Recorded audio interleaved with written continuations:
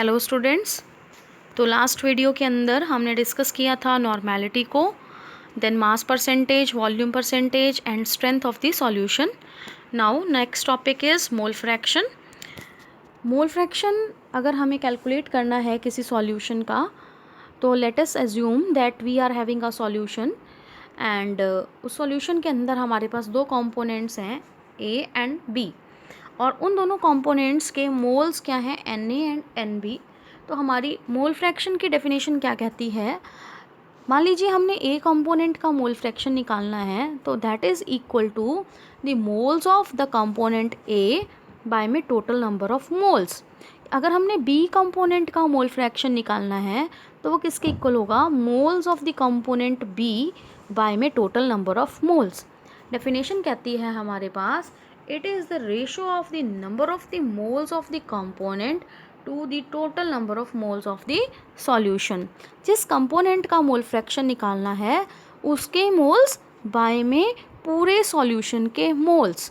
तो कैसे निकालते हैं हम, चलिए देखते हैं। मान लीजिए हमारे कंपोनेंट ए के मोल्स निकालने हैं, तो मोल फ्रैक्शन को हम x से लिखते हैं। x ए का मतलब ए का mole fraction, that is equal to Na upon Na plus Nb। अब Na क्या है, A के मोल्स हैं, और Na प्लस Nb हमारे पास क्या हो गए, टोटल नंबर ऑफ मोल्स हो गए। ठीक है, तो अब Na जो होता है हमारे पास, नंबर ऑफ मोल्स हम कैसे निकालते हैं, given mass by molar mass. तो Na किसके बराबर होगा हमारे पास, Wa बाय में Ma के बराबर होगा। ठीक है, तो वही हमने यहाँ पे वैल्यू पुट की है Na की, और सिमिलरली Nb किसके बराबर होगा, Wb अपॉन Mb के। ठीक है, तो हम यहाँ पर क्या पुट कर रहे हैं, Na और Nb की वैल्यूज़ को पुट कर रहे हैं। सिमिलरली अगर हमें Xb निकालना है तो Xb किसके बराबर होगा, number of moles of B by में टोटल नंबर ऑफ मोल्स। ठीक है, या जिसको हम कैसे लिख सकते थे, अगर हम यहीं पे लिखना चाहें इसको, Nb की जगह हम क्या पुट कर सकते हैं, Wb बाय में Mb, और बाय में हमारे पास क्या आ जाएगा, यही चीज़ हमारे पास वापस आ जाएगी। ठीक है, तो इस तरीके से हम number of moles of B mole fraction of B हम कैलकुलेट कर सकते हैं। ठीक है, तो नेक्स्ट जो है हमारे पास बात करते हैं, हाँ, अगर हमारा सॉल्यूशन बाइनरी सॉल्यूशन है। बाइनरी सॉल्यूशन का मतलब जिसके अंदर दो ही चीज़ें हैं, एक सॉल्यूट है और एक सॉल्वेंट है, तो उस केस में दोनों कंपोनेंट्स के जो मोल फ्रैक्शन का सम होता है वो 1 के इक्वल होता है। ठीक है, XA प्लस XB जो है वो 1 के इक्वल होता है। ठीक है, ये कैसे आया 1 के इक्वल, ये हम निकालते हैं। देखिए XA किसके बराबर था हमारे पास, Na upon Na plus Nb के, और XB किसके बराबर था, Nb upon Na plus Nb के। तो अगर हम एलसीएम लेंगे तो एलसीएम क्या आएगा, Na प्लस में Nb, तो ऊपर वाला जो आया नीचे वाली टर्म से वो कैंसिल हो जाएगा, दैट इज़ इक्वल टू 1। ठीक है, आप इसको दोबारा से चेक कर सकते हैं।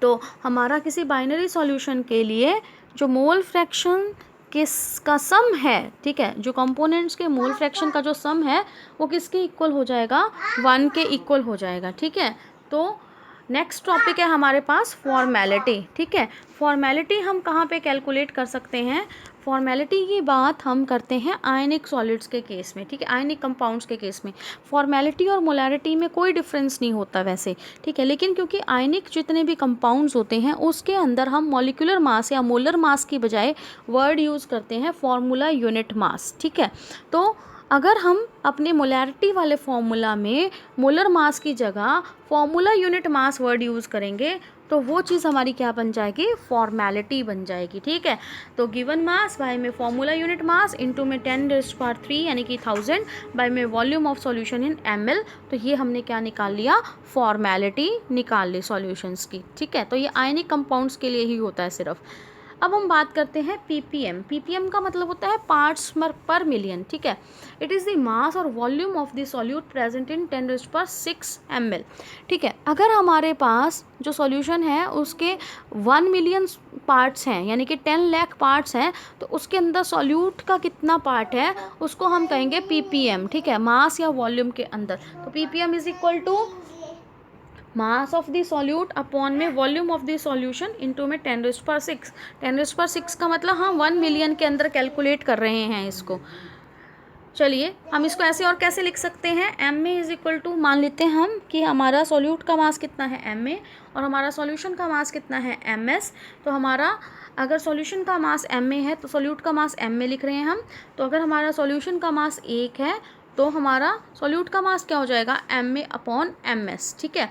और हमारा अगर हमें 1 मिलियन पार्ट्स में निकालना है तो क्या हो जाएगा, m में ये लाइन यहाँ पे आएगी, ये लाइन यहाँ पे है, ये लाइन यहाँ नहीं है, तो m में अपॉन ms इंटू 10⁶, ठीक है। तो इस तरीके से हम पर मिलियन पार्ट्स के पीछे कितने पार्टिकल्स हैं सॉल्यूट के मास या वॉल्यूम के टर्म्स में, वो हम कैलकुलेट कर सकते हैं।